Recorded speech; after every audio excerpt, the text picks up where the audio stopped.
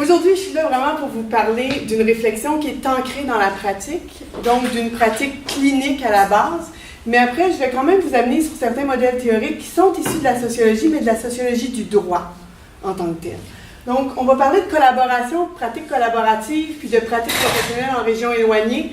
Pourquoi on va parler de collaboration? On en a parlé depuis 2 jours à peu près. La collaboration, c'est rendu le nouveau mot-clé, le nouveau sésame dans le réseau de la santé. Tout le monde dit collaboration entre professionnels, c'est important, c'est central.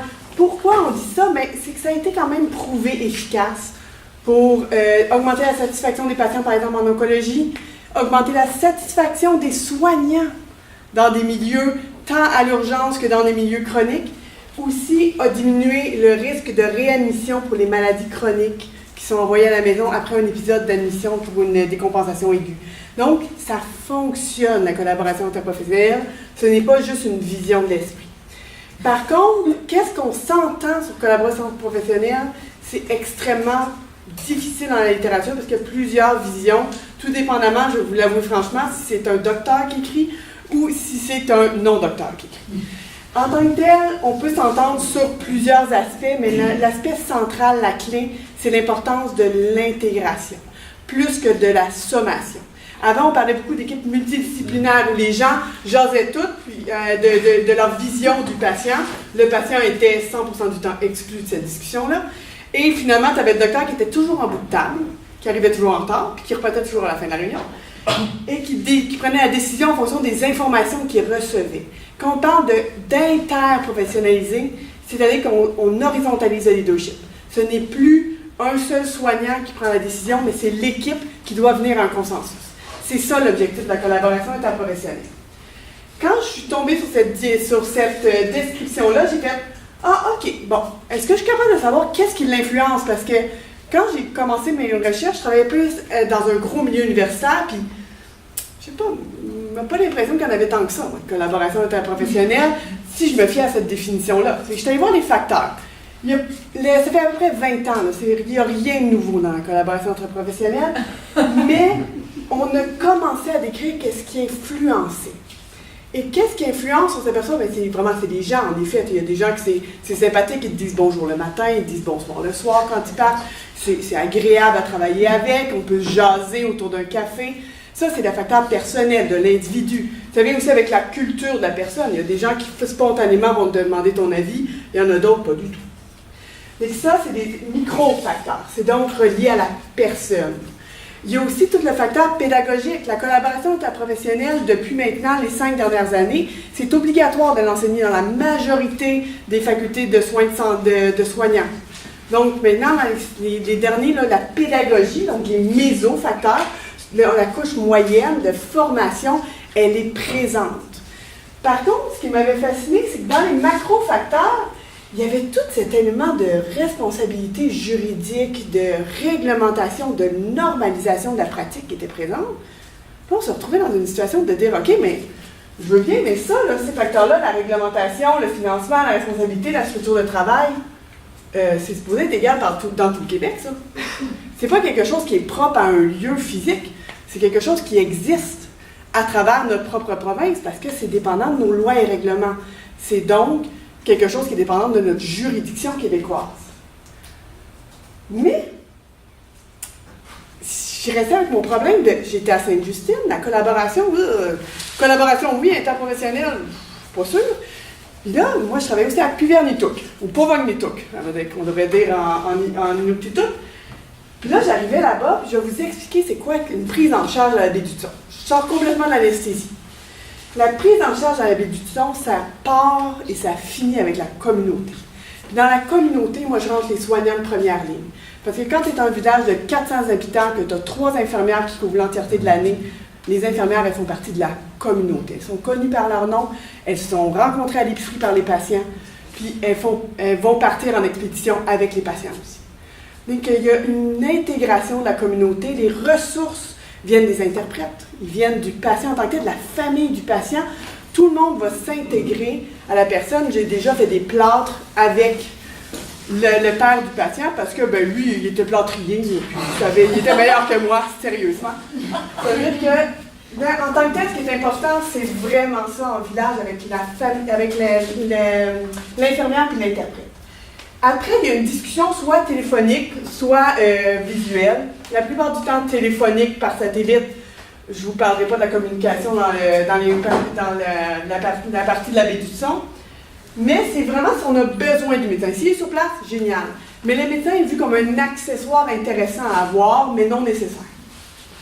Même pour l'accouchement, les sages-femmes inuites sont sérieusement meilleures que beaucoup de mes collègues pour accoucher quelqu'un. S'il y a besoin, à ce moment-là, le patient doit partir vers la ville-centre, qui est Puvernituk, 1800 habitants maintenant, mais qui est leur centre de référence. Et là, il y a toujours environ de 4 à 7 médecins. Sur place, 24 heures sur 24, 7 jours sur 7. Puis toutes les hospitalisations, la prise en charge à long terme se fait à Puvernituk. Ça, c'est une prise en charge à la baie du Son. Vous voyez qu'il y a vraiment une intégration, il y a un continuum de soins qui est intégré parmi les besoins. Ça ressemble à quoi la pratique nursing au Grand Nord? La pratique nursing au Grand Nord a la particularité d'être une pratique qu'on appelle élargie. C'est-à-dire qu'ils ont une formation supplémentaire, la plupart sont des bachelières, qui ont une formation qui est donnée par l'Ordre des infirmières, qui finalement permet de faire un peu plus, surtout d'avoir de plus de compétences. Parce que techniquement parlant, malgré les règlements ou les positions qui sont prises par l'Ordre des infirmières, ils n'ont pas plus de droits et de responsabilités que les autres infirmières. Les infirmières en pratique élargie, elles ont plus de compétences sur certains aspects, mais la loi n'est pas changée pour elles.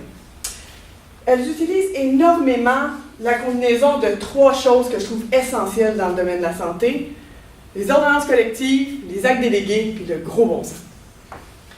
La combinaison des 3 leur permet de gérer la majorité des situations dans le Grand Nord.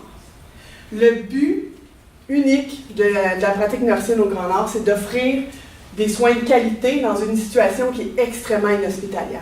Parce que tant les ressources humaines, elles sont souvent seules en village, que les ressources matérielles, c'est rare que tu as 8 copies de la même paire de gants. Si tu en as 2, c'est génial. C'est cette gestion-là qui est faite au quotidien. D'un point de vue médical, c'est exactement la même chose. On s'entend de dire, le médecin est à Puvernituk, qui est quand même loin. Le médecin vit exactement la même réalité que l'infirmière. Parce que l'interdépendance dans une région aussi inhospitalière est vraiment la clé de la pratique des soignants. La notion d'équipe est donc beaucoup plus importante que la notion de compétence individuelle, même parmi les médecins. L'objectif, c'est qu'à l'intérieur de l'équipe, qu'on soit 7 ou 10, c'est de maximiser le plus possible la compétence d'équipe. Les gens vont donc se compléter. Si, par exemple, il y a quelqu'un qui a une certaine expertise ou qui a déjà fait 3-4 cas de ce type-là, puis là, qu'il y a un gros cas qui arrive qui correspondrait à cette compétence-là, s'il est en village, qu'il soit garde ou non, puis même s'il peut le joindre par téléphone, les gens vont aller se chercher eux-mêmes. Puis si c'est l'infirmière qui en a vu le plus, c'est elle qui lead. Cette notion de compétence, plus que de titre, est extrêmement importante dans la pratique médicale au Grand Nord. La plupart des consultations avec des spécialistes sont faites en vidéoconférence ou au téléphone avec des spécialistes qui sont basés à l'Université McGill, qui ne connaissent pas la plupart du temps la réalité du Grand Nord. Je vais vous raconter l'anecdote du 20 minutes d'ostinage sur Google Maps parce que je ne pouvais pas faire venir d'ambulance à Puvernituk. Il n'y a pas de route. Je reviens à Montréal, parce que là, je vous ai parlé d'équipe, d'interdépendance, de synergie. Puis là, je reviens à Sainte-Justine, puis là, on me dit, par exemple, j'essaie de monter un programme de douleurs chroniques en pédiatrie. Puis on me dit, mais c'est... Tu sais, là, j'ai dit, OK, mais j'aurais besoin d'une salle où je pourrais faire certaines techniques. OK, il faut une infirmière. Bien, j'ai besoin de quelqu'un pour m'ouvrir mes plateaux, oui, mais tu sais, j'ai pas besoin d'une infirmière en tant que telle. Donnez-moi un préposé, ça va être... J'ai besoin de 2 mains puis que je dise quoi faire. Parce que moi, je ne pourrais pas. Mais non, c'est que c'est une compétence infirmière, ça. Le titre a beaucoup plus de valeur que la compétence dans les gros centres. Donc, premier choc. Les tâches étaient aussi liées à la description de poste. Et ça, c'est peut-être à cause... On parlait de syndicat. Non, c'est elle est attitrée à telle équipe, elle ne peut pas venir t'aider, elle est attitrée à telle équipe. Oui, mais là, elle ne fait rien, elle est assise au poste, peux-tu quand même lui demander? Non, elle est attitrée à telle équipe. Et dans l'air d'écrire ses notes. Je veux bien, mais... Cette notion-là de tâche est vraiment associée à la description de poste qui est, à vrai dire, reliée à sa tâche d'emploi. Le partage des responsabilités aussi dépendait de la structure interne, de la volonté de la conseillère clinique, finalement, d'écrire une procédure interne dans la répartition des tâches. Donc, chaque étage variait en fonction du type de procédure qui était mise en place. On avait 8 étages dans ce moment à Sainte-Justine, pour vous dire, il y avait 8 procédures différentes. Puis, aussi, la notion qui était intéressante, c'est quand je questionnais mes collègues appuyaient tous, si tu leur parles de responsabilité, là, oui, puis ça existe. Super, génial. Mais c'est pas une notion qui est très, très importante, parce que la vision de l'éloignement devient plus importante. Je vais vous en parler tout à l'heure. Mais vraiment, en grand sens, cette vision-là de c'est moi qui est responsable, c'est moi qui dois faire le geste, devient être extrêmement importante, même à la limite la collaboration interprofessionnelle. Je vous en ai parlé des facteurs tout à l'heure. Le fameux système de responsabilité civile, comme il est organisé au Canada, est un facteur qui est rapporté dans la littérature, mais bizarrement qu'on ne retrouvait pas vraiment dans les pratiques au Nord. Puis aussi, il y a la particularité dans les grands centres qu'on a plusieurs sources de compétences. On a un ORL spécialisé dans l'oreille gauche, puis un ORL spécialisé dans l'oreille droite. Mais si mon patient a un problème à l'oreille gauche, je vais consulter l'ORL de l'oreille gauche. Je ne vais pas me poser la question si moi je suis capable de résoudre le problème. J'ai accès à un surspécialiste. J'ai accès à cette surcompétence-là qui est formée pour ça. Il faut que je maximise ce que j'appelle les sources de compétences, plus que ma propre compétence. Ça, c'est la réalité de Montréal. Pourquoi je vous parle de ça? C'est parce que quand on s'en va là, bizarrement, ça change. Mais je vous ai dit tout à l'heure, les lois, les règlements, ça ne change pas au Québec. Ça s'applique partout pareil, qu'on soit dans la zone rouge ou qu'on soit dans le restant, je vais regarder tout ici, qu'on soit dans le restant du Québec. S'il devrait s'appliquer pareil. Pourquoi ils ne le font pas? Mais là, c'est là qu'on n'a pas le choix, à vrai dire, de regarder du point de vue des modèles théoriques, il y en a beaucoup. Mais le modèle que moi j'utilise, à vrai dire, dans le cadre de mon doctorat, c'est le modèle de managérialisation du droit. Je vais passer cette slide-là parce que je pense que je n'aurai pas le temps. La managérialisation du droit est mieux connue sous le nom de Organizational Legislation. C'est-à-dire que c'est vu d'un point de vue organisationnel, le droit est quelque chose d'ambigu. Il nécessite une interprétation pour être mis en action dans une société donnée qu'on va appeler une organisation de santé. Cette mise en contexte, cette recherche de signification pour mettre en place des structures de respect du droit est dépendante de l'interprétation qu'on en fait, de la conscience qu'on a du droit. Puisque c'est dépendant de la recherche de signification, chaque organisation va donc implanter le droit en réalité de façon différente. La résultante va être différente. Donc, en réalité, quand je parle avec les juristes qui me disent « Non, mais le droit est partout pareil, puis la seule chose que le Nunavik a évité, c'est la fusion. » Ils sont très heureux de ça. En réalité, c'est pas vrai. Dans la vie de tous les jours, comment le droit va être interprété, va être vécu, est extrêmement dépendant de la personne qui va l'appliquer.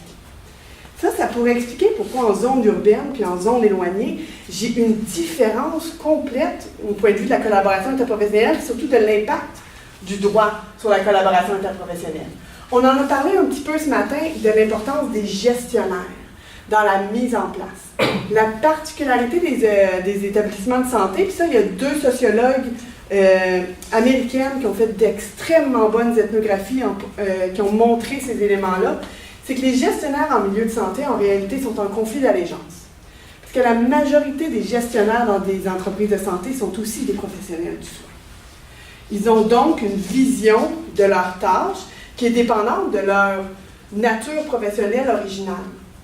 Ça va donc modifier la façon qu'ils vont mettre en place les mécanismes de conformité par rapport au droit, mais aussi ça va modifier l'importance ou la hiérarchisation qu'elles vont donner aux normes. Parce qu'il y a beaucoup de normes dans le droit, particulièrement du fait de sa nature ambiguë, qui peuvent mener à des oppositions, carrément.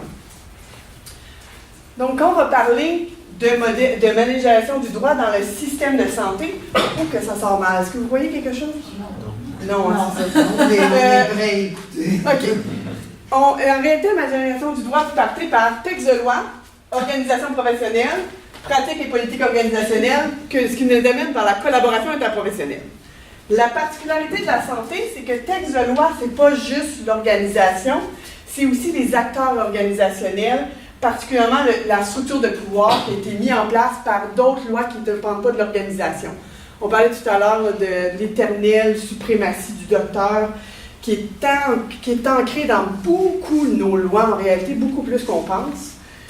Ça va créer une modification de l'importance de l'orientation organisationnelle par le phénomène des acteurs professionnels. Les acteurs professionnels vont modifier le droit en fonction de leur propre expérience, de leur connaissance du droit, c'est souvent ce qui nous manque le plus. Je vous rappelle que la majorité des soignants de santé ont 3 heures de cours de droit dans leurs 5 ans de formation. Leur statut, donc les médecins n'auront pas la même vision que les infirmières ou que les travailleurs sociaux, ou même que les préposés aux bénéficiaires. Puis leur position face au droit. Leur position face au droit, c'est est-ce que je vois le droit comme quelque chose de sacro-saint, que je prends et que je descends comme les tablettes de Dieu, comme un outil que je dois utiliser pour essayer de gagner la partie, ou comme quelque chose qu'il faut que j'évite, comme quelque chose qu'il faut que je contre-acte. Ça, c'est pour le domaine de la santé, la théorie de la managérisation du droit. Isabelle, c'est que je suis capable de parler plus vite, mais que, excusez-moi si je parle vraiment trop vite. Qu'est-ce que ça nous donne quand on revient... 3 minutes, c'est parfait. On revient, à vrai dire, à mon Puvernituk. Je vous ai parlé un peu que la pratique était différente, donc leur position face au droit est complètement différente. Pourquoi? Parce que leur expérience est différente.